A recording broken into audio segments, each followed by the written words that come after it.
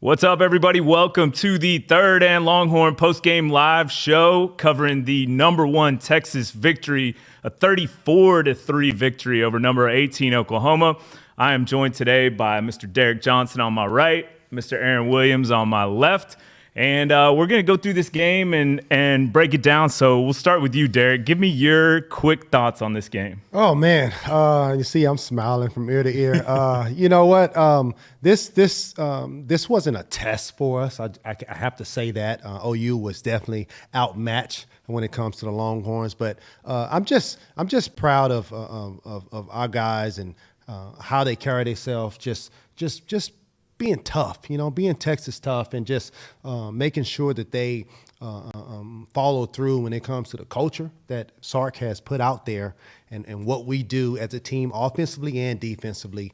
We kind of showed people we are the #1 team. This is no, throughout the whole year, there's been, especially in the top 5 teams in the nation, there's always been a game where you say, oh, we don't know if this team, pull it. No, Texas is #1, and that's pretty clear. And next week we'll get a better indication on how well we set at #1. Yeah, Aaron, what are your quick thoughts on the game today? I'm satisfied.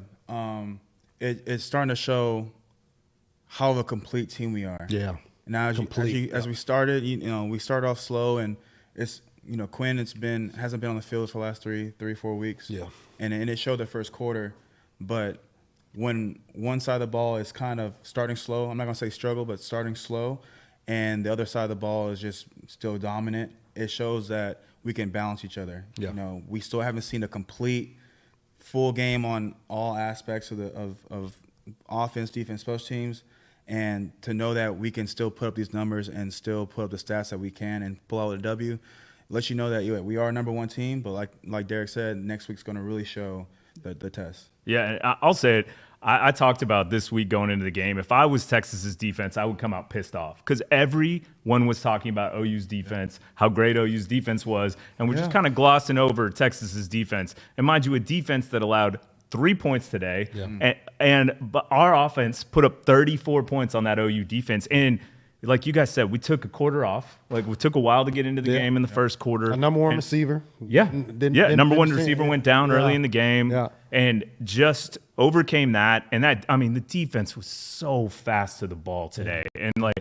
And they definitely rattled, Hawkins. Hawkins had to make some quick decisions, and he had a tough day, and that's what you want to do, and that's what you need to do in a situation like that. Yeah, absolutely. And again, Hawkins was it was one of those things where I didn't feel bad for him. He's OU, don't get me wrong, but he's out there. I'm like, man, this kid's he's not getting close to the end zone at all throughout the whole game, just because of what defense, what the Longhorns possess when it comes to rushing the passer, getting after this quarterback, affecting the quarterback. And this guy's a shorter guy. We got big guys up front, and just Anthony Hill, man. Golly. I know we'll get to him, but man, we'll get to defense. That's the number. That's a superstar, man. He's a superstar.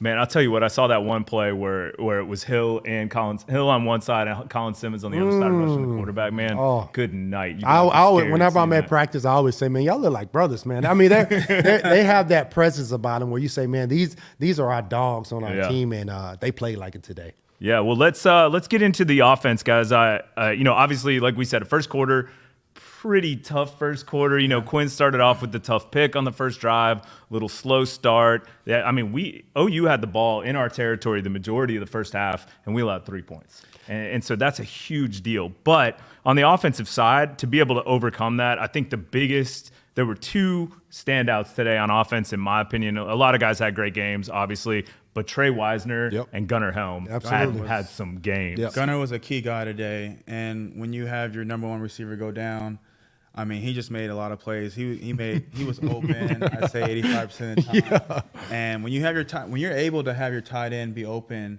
as much as he was open today, it gives us more of an opportunity to have other receivers make plays. Unfortunately, we're battling injuries, but when the receivers are a little struggling and you have a tight end just out there doing what he can, it shows that how much a complete offense we have. Yeah, and Quinn, don't get me wrong. We know what Quinn can do. We've seen it. He's been off for a month. Our confidence is up with Quinn. Don't get us wrong. But it was a little disappointing that he didn't start the way he wanted to. Of course, I'm sure everybody on the team wanted him to start fast so he can get that confidence, so he can get going, so this whole team can start this blowout. But it didn't start that way. It had a couple series we had to get going, and then after that it was just like clockwork. Especially when you want to just get confidence, you need to find your tight end. That's something that I watch a lot of Kansas City Chiefs football, and that's what Pat Mahomes does. He finds his tight end, and that's how you got to do it. I mean, he's the closest to the line of scrimmage, to the ball, so it's easier throws to him. And a lot of people were not doubling, a lot of people were not concentrating on him, so he can find those holes. And Gunner's a smart player, and he can give you some yak yardage at the same time. But when you got Gunnar doing his thing, and then you got the running game going. When you got the running game going, man, that helps out the quarterback. If your quarterback is struggling early, get the running game going so you can pull up the defense and get everything else going. So it shows you the confidence and leadership that Quinn has as well. Yeah. Because when you start slow like that, you start discouraging yourself. Yeah. And in my head, I was like, okay,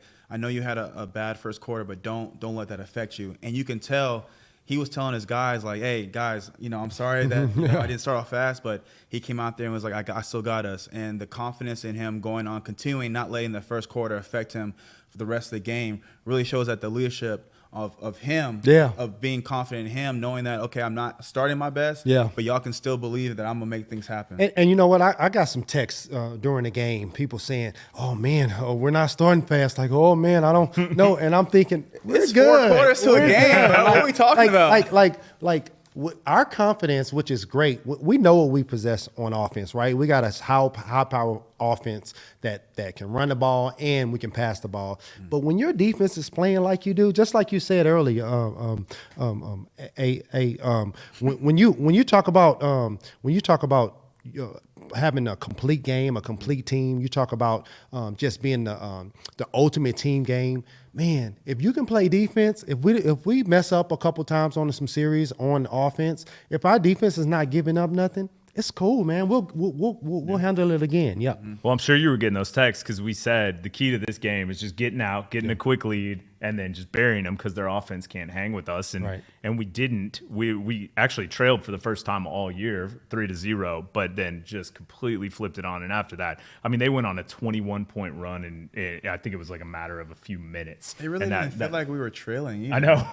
That little field goal, and even with that field goal, I just felt like the defense was still doing the job. They stopped that run game. I mean, the passing game wasn't even really an attest to us at all. Yeah. And when you go against a freshman quarterback like that, you got to take advantage of that. Yeah. And I feel like the defense just saw the blood in the water and was like, okay, we know what you can't do. Right. And they attacked it the whole game. And, they tried to go, their second option was a run game, and the D-line just stood their ground and handled that. Yeah. Yeah. Well, and I know a lot of people wanted to see this be a big comeback game for Jaden Blue. Obviously, I don't think it was the game he wanted. He had 10 carries, 30 yards, but not that. But I will say the breakout star probably of this game, besides Gunnar Helm, is Tre Wisner. Yeah. And Tre ended up with 13 carries, 118 yards, and a touchdown. Almost a second touchdown, but he got a little assist on that on the Silas Bolden touchdown. And shout outs to Silas for the hustle on that play. I really think that play was kind of the turning point of the game. That when we recovered that, I think it just demoralized OU so badly. It did. And Tre can run stretch zone to the wide side. He can run it up the middle. He can run gap zone schemes, whatever you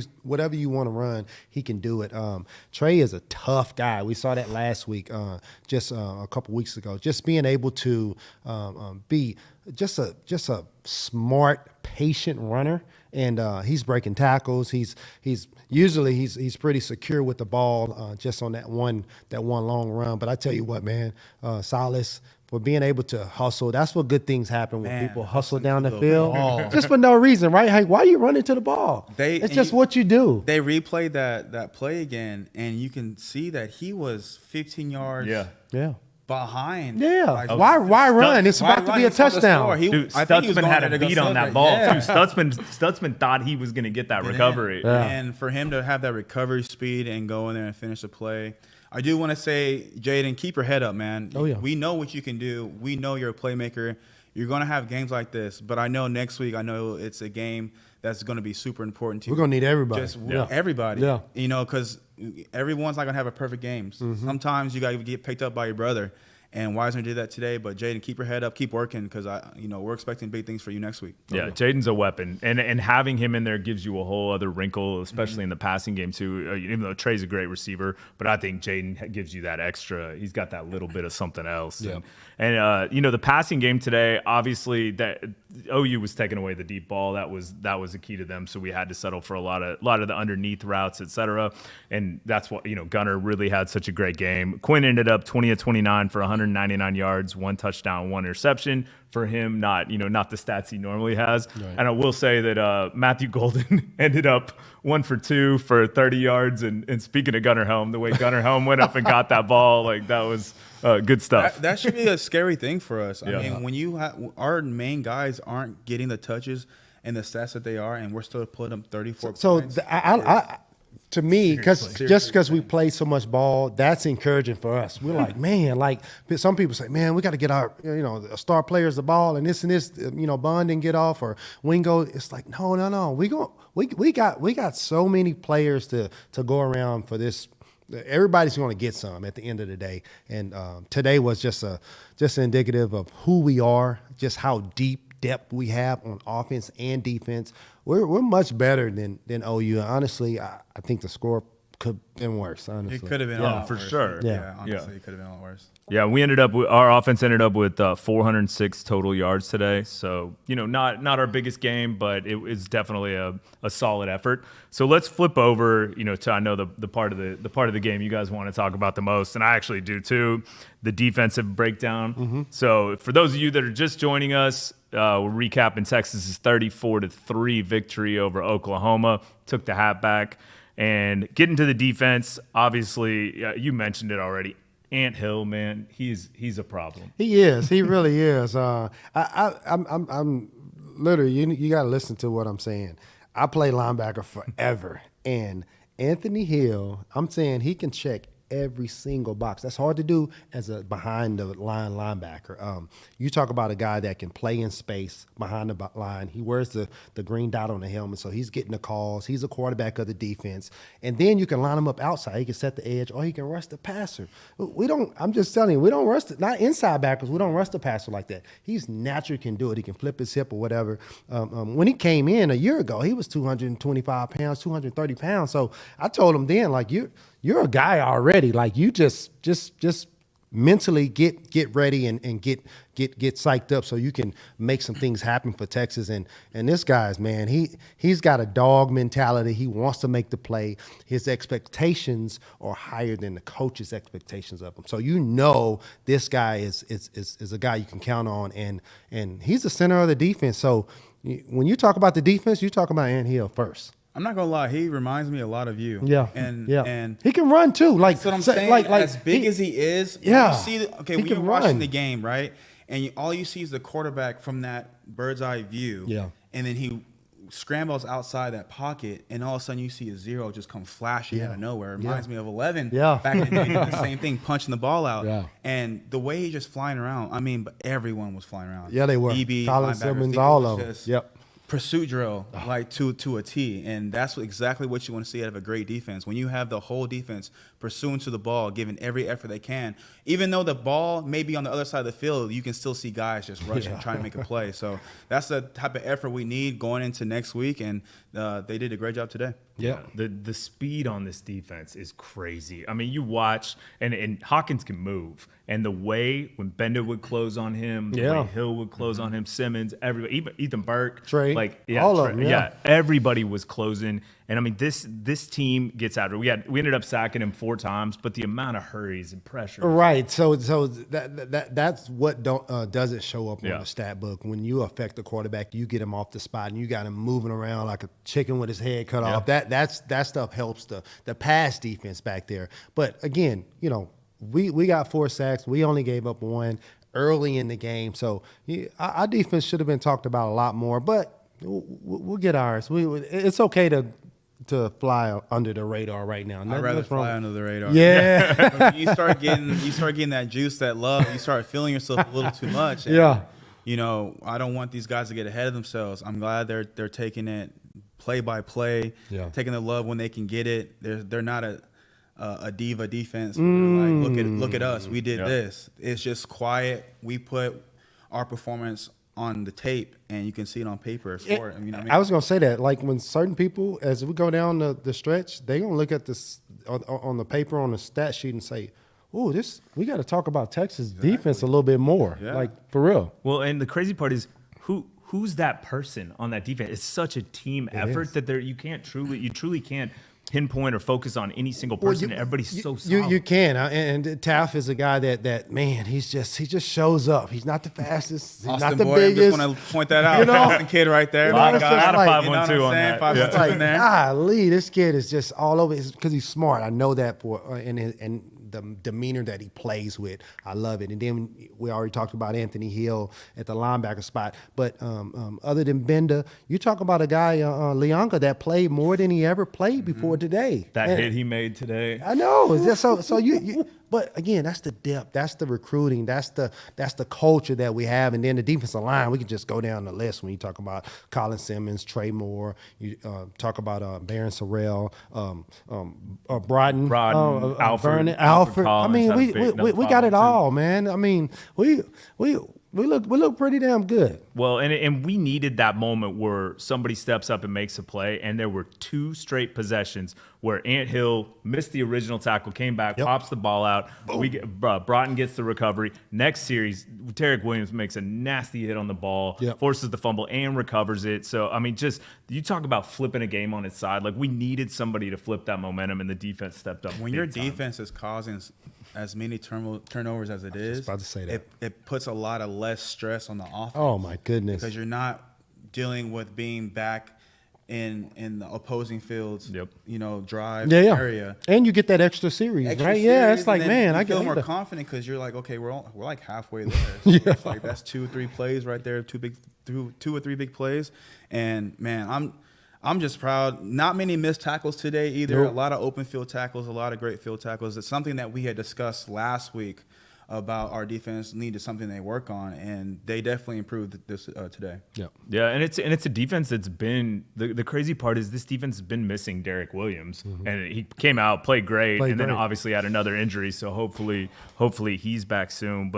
But just something very impressive to look at, and I will say, like, this next week will be probably the most potent offense we've played so far this year. I mean, it is what it is. Yeah. So I think it's a good measuring stick for them, and I think they're hungry. And I was proud of the defense at the end of the game, not allowing a touchdown again, and to go another game without this team is not. It's 3 touchdowns all year. Is that I believe that's the number. Much, That's crazy.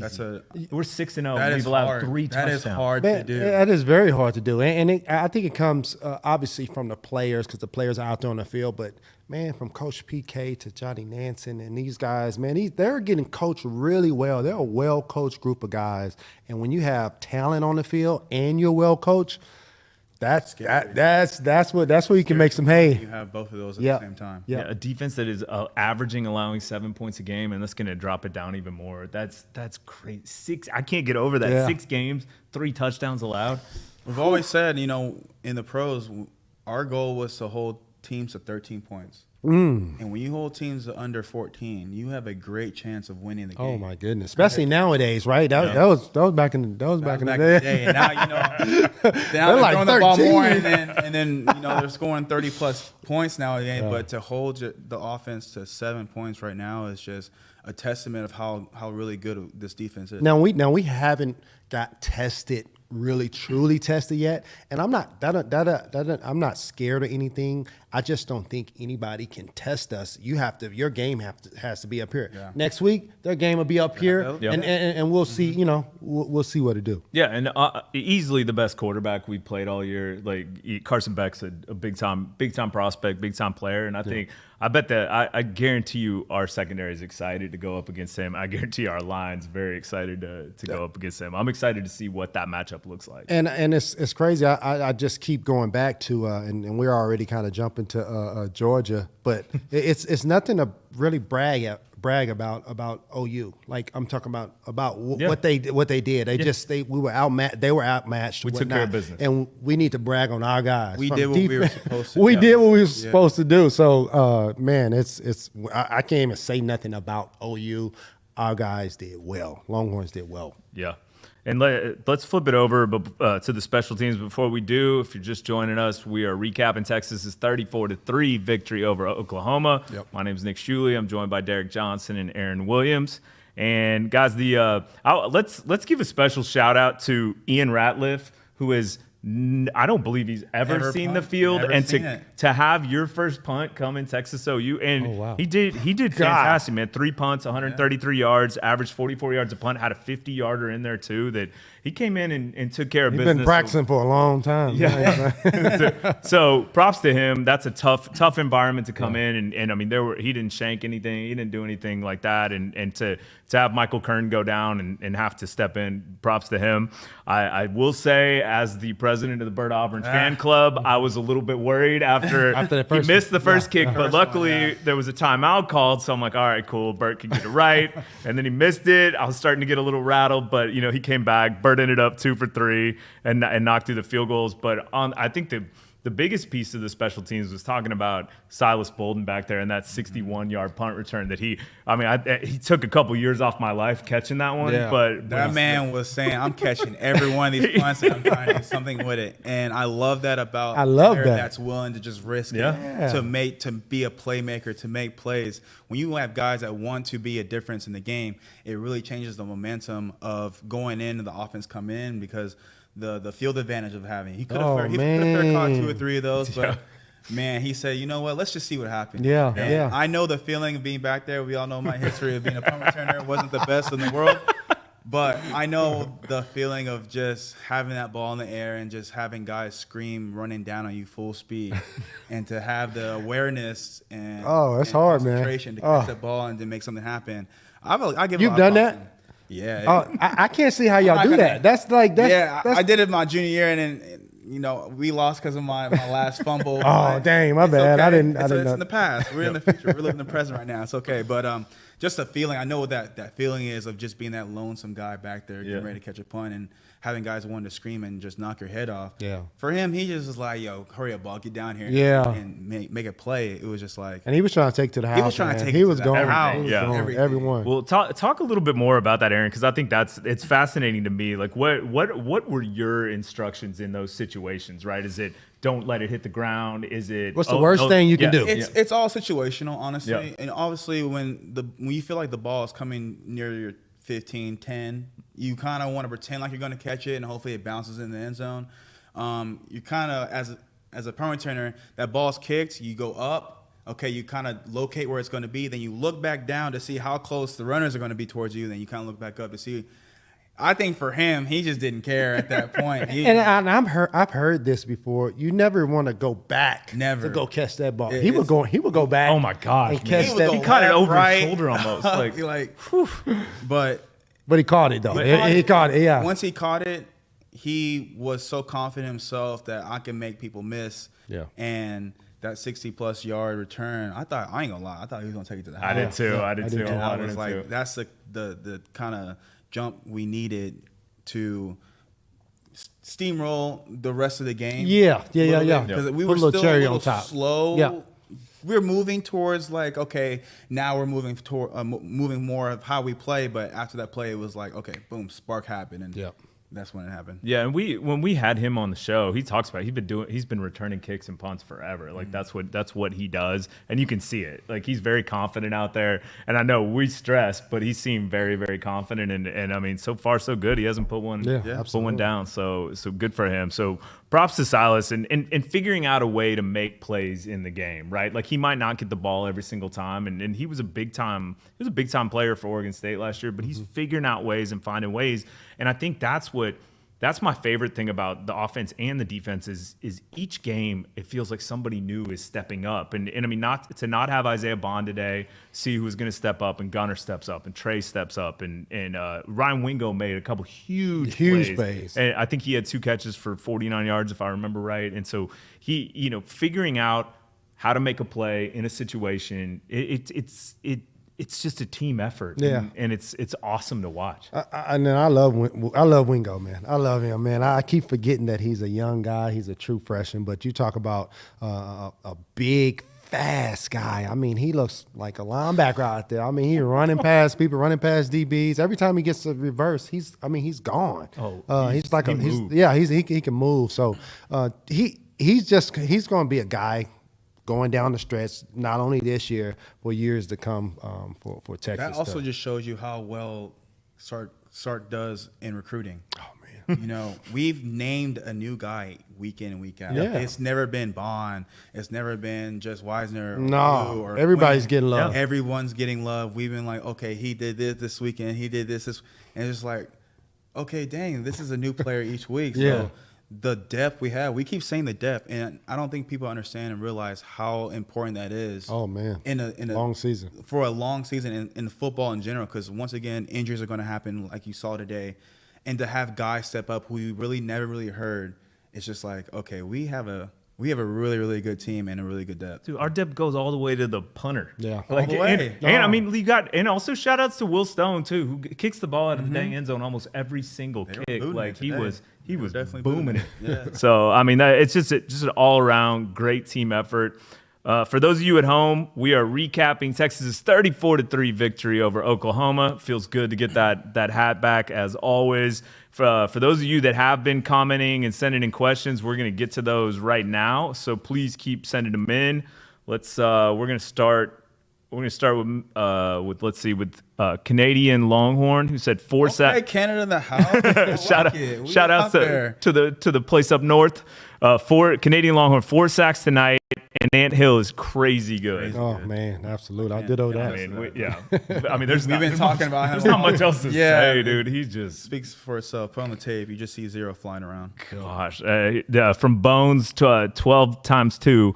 Next week will be the first actual offense Texas have seen all year. Going to be interesting to see the defense. I agree. I agree too. Yeah. It's like we said.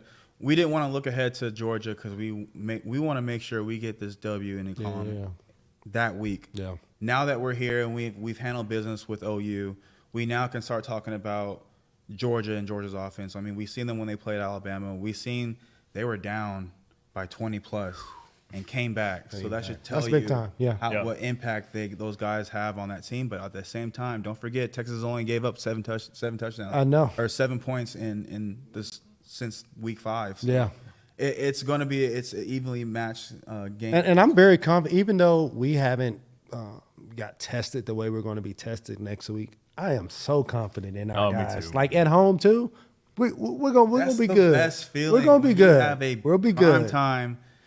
College GameDay is coming into town. Oh man, night game. 6:30, man. It's in your home, in your comfort, in your own atmosphere, and just a feeling of like another millions of people watching. I love knowing the fact that a lot of people are going to be watching, because now I can really showcase my talent. Absolutely. When you make a play when everybody's watching.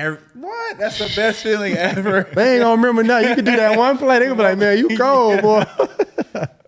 No, that's awesome. And I mean, we saw it today, right? Like those are the moments that solidify, like in Silas Bolden's play, like just the way Tre Wisner played today. We're gonna remember this for a long time, because at the end of the day, say what you want about OU and where they're at. They're ranked number 18, and we took care of business. That is true. To hold them to 3 points and make them look pretty pedestrian, pretty solid effort today. Yeah. Let's see. From Working Man, I hope Bond is going to be 100. Yeah, we do too. I haven't heard anything yet or on what the injury was or how long he's going to be out. So hopefully not. Yeah. Hopefully he's back next week. 007. I call my 007. Yeah. He is, man. From Big Belly, Ryan Wingo looked elite in the open field. Yeah, he is elite. He hits that stride. Whew. He doesn't stop and he makes people look like they're standing still. So let's see, from Dadgum Batman, who's a regular contributor, whose play was better, Silas's or Jay Witt's last year? Talking about hustle plays. Oh, yeah. Yeah. Because Jay Witt was known for his hustle. But that Jay Witt play against TCU to come we back needed that big time. Even if Silas doesn't get that ball, we're going to roll this team. Yeah, I agree. Yeah. So that's safe. I would have to. Yeah, I would say yeah. Yeah. Yeah, it gave us a first down too. Was the biggest part of that on the possession flips. Yeah, let's see, from RC belt to ass. I think that one's for for Jay Hill. Thing, man. That's always that's kind of trauma to me because like I'm a young kid, man. But I get it though because you just handling business. Sometimes you just gotta let them know. You know? Those of us who are older, that term means a lot different. Man. Different from what it means I don't think any kid nowadays understands that. But let's see, from Curtis Gibson, Tre Wisner legacy game. Yeah, he stepped up. He stepped up. Yeah. He just confirmed, hey, when we need an extra runner, when we need somebody to give, from the running back position, I can be that guy for you. And the more guys we need more guys that can run the ball. And that doesn't had nothing to do with Blue or anybody or Weisner. We got 2 down. We had 2 down at the beginning of the year, so we need to find more runners. Yeah. And let's see, from Chris B. Thanks, Chris B., for the sponsored comment. Vegas had this game at Texas minus 17 with the over-under of 49. Texas scored the expected 33, and OU just wasn't able to manage anything offensively. Great feeling in a W. Yeah, absolutely. At the end of the day, I know bettors aren't very happy with that, but at the same time, to me, it was like a little slap in the face to be minus 17, especially knowing that Quinn was coming back. But then again, it doesn't really matter. I'm not a big bet person. I just, look at the performance of what our guys have done. And when guys do go down, who steps up, how the momentum is during the game. Like I said, we started off slow in the first, but then as the game started going, we started seeing the true Texas come out of us. And, at the end of the day, the W is in the column, and the stats prove itself. Defense held their own. Complete game by Texas. And next week, they just need another complete game. Yep. Yeah, agreed. Shout outs to Casey for the sponsored comment. This stogie hits different with OU dub. So yeah, celebrating smoking a stogie. I like it. Yeah, no, for sure. I think a lot of us will be celebrating tonight. Absolutely. That sounds good, actually. I like that. Yeah, and even though I feel like it was kind of an anticlimactic game, like this feels good, man. Like this is an OU team that's won 5 out of the last 6. Right. So whenever you can beat OU, I don't care. Nobody feels sorry for it. Nobody at all. Like that's just how it is. When they beat us and we're down, or we're a pretty good team, like last year they beat us, and it was, and we're a better team. We're a lot better than them this year, though. Yeah. Let's see, from Bar None, Mississippi State scored 31 points on Georgia. Georgia's not ready. Yeah, we'll see, man. Georgia's going to be ready, and this is the first time we are going to see, Michigan somewhat, but this is the first time we're going to see a team with the athletes the level of our team. I think. Like we're going to see guys. I can't wait for it. Yeah. I'm excited for this. The talent on the field's going to be. I don't want to play against another UTSA. I just don't. I want to get into. We've closed that chapter. Yeah. We did. We know what we can do when we're, when we know we're supposed to be the team. We do exactly what we're supposed to do. Yep. Now it's time to show the people what can you do when a really good team comes in, especially at home. How can you handle adversity? Because there will be some little adversity. It's just part of the game. Oh yeah. How you answer to that, and that's the part I want to see. It's like, hey, when they make that big catch, or they make that touchdown, or they interception, what's happening? That's where great teams come in and show you how great they are. Because there are a lot of teams that will have a big catch, and they will just momentum, their energy will just start depleting. And it's just like keep going. We got a long game. Like, don't let that one play determine the rest of the game. Right. Well, we've had little bits of adversity so far this year. Nothing crazy, right? Like Mississippi State, we struggled for a while. It took us a while to get going, but then we turned it on. I don't think there was ever any doubt in that one. And then this was the same too. I think we struggled for a while. We went down for the first time this year, but same thing. There was never any doubt. But I think next week is going to be that week where there's going to be moments where, well, even if we go up by a lot or they go up by a lot, like there's going to be a fight back, and it's gonna be a fun one. Yeah. So well, our standard is our standard, right? And we've been saying that all year. And regardless of who we playing, if Georgia is not going to bring their A game, we're going to bring our A. Hey, it is what it is. And you guys know Sark. Sark has had this. He's never going to admit it, but he had this little circle next to this game of like, there's these plays that he's already got scripted out, et cetera. Like, I'm excited to see it. Vaughn, I'm going to need you to work on that throw, by the way. We're going to have another trick play. It was a golden. Golden. That first one was looking iffy. I know you played backyard football before, and that throw was looking a little. I think he just got a little excited. He didn't even have it. He didn't even have all of it yet. I was the way he threw that. I was like, wait. Did we practice this in practice or what? I do love the fact that Sark gave him a second chance on that one. He was like, man, we got a precise throw too, which I'm very proud of him for. Oh man. Oh, we just got another sponsored comment. Shouts to Patrick to Spain. We appreciate you. Said OU complaining about the quarterback and O coordinator. They ran off Gabriel and Levy. They're delusional. Oh yeah, that's true, man. They should have. They probably should have made a change I don't think they could have won, but they should have made a change at halftime and just. I would have made a change when freshman quarterback. You gave him a shot. He's not really. Yeah, and I'm not benching him. I'm just saying, hey, dude, this is not. I'm out here a little bit here and there, but. Hey, I'm not an OU fan, so you guys keep being broken. That's fine with us. So we won't give you any tips on fixing it. Let's see, from Cook and Company, can we just appreciate the depth returning next year in the running back room? Oh man. Yeah, I mean, look, it's exciting, but I'm way more focused on this year. Like I think we've got. We have a great depth this year. Yeah, we got a promising future. 100%. We'll leave it at that. Yeah. Promising future. It's great to look like on paper, but. Georgia next week is what we're talking about. Hey, man. We're already there, baby. The test that everyone's going to be talking about. That's the game everyone's going to be locked into. Man, and Austin is absolutely going to be crazy, especially with all the events that's going on that week. Man, between Formula One and that, it is going. The town's going to be jumping. Man, it's crazy. Let's see, from Casey, this will be the biggest DKR game in at least a decade. Yeah, I mean, this is the highest we've been since there, I think. Ohio State came here a while back, long time ago. Was that when Colt? That was when Colt was a freshman, right? Oh no, wait, no, LSU. LSU was that was. Although we weren't as good then, but that LSU was true. A big game. I think I still believe that the loudest DKR has ever been was when Missouri came in back in 2008.